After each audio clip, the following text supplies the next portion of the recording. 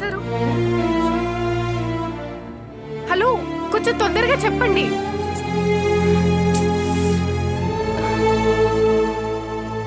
బాలు ఏ రూమ్ లో అడ్మిట్ చేశారు?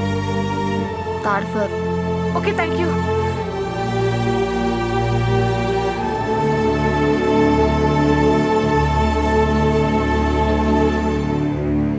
ఏ అలా నిలబడిపోయావు?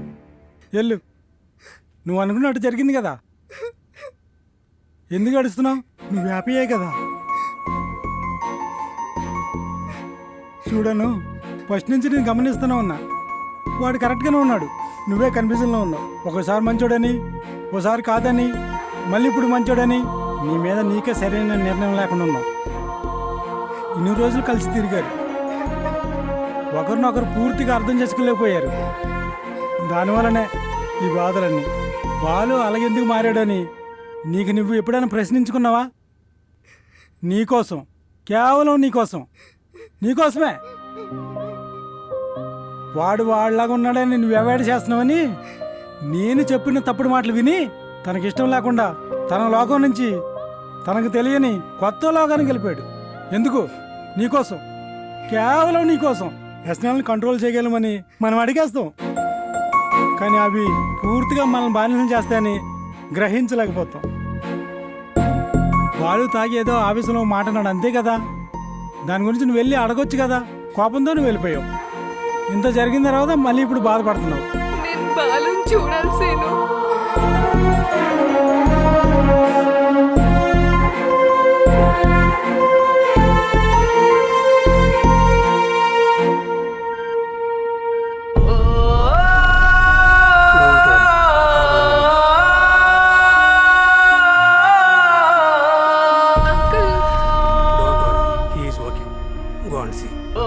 అమ్మాయి కాదంటే చచ్చిపోతారా?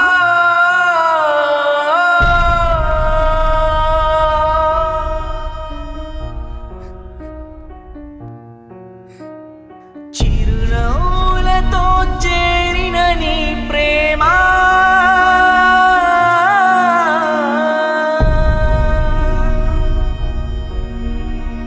నిన్ను ఒంటరిగా నాపై ఎంత ప్రేమ నీకు!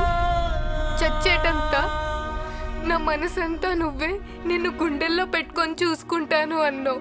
కానీ అప్పుడు నీ కళ్ళల్లో చూసి మాట్లాడలేకపోయానురా. నువ్వు కింద కూర్చొని ఏడుస్తుంటే నాపై నాకే అసహ్యం వేసింది.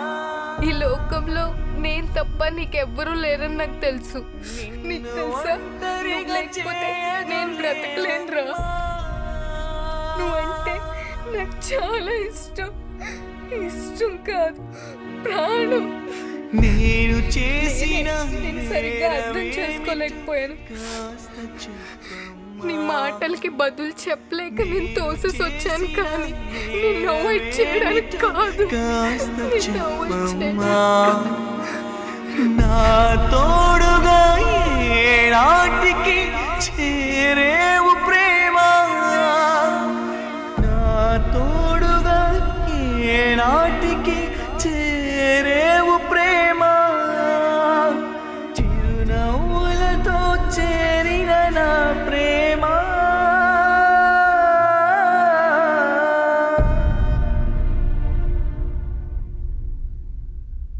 ఐ లవ్ యూ అను.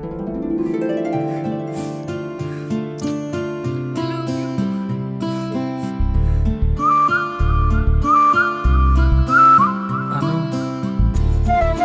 ఒక అగ్గేవా? ఎందుకు అలా చూస్తున్నావు? నేనేమడిగాను? జస్ట్ హగ్గేగా.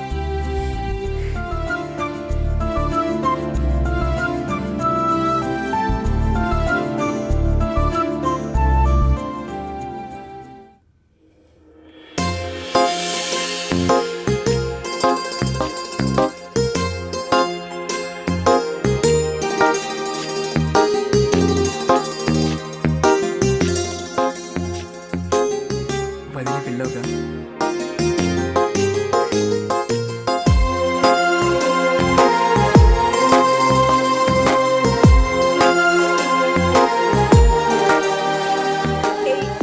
వద్దు.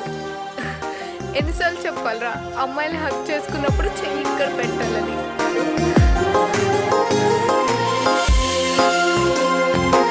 మాట్లాడుకుందాం.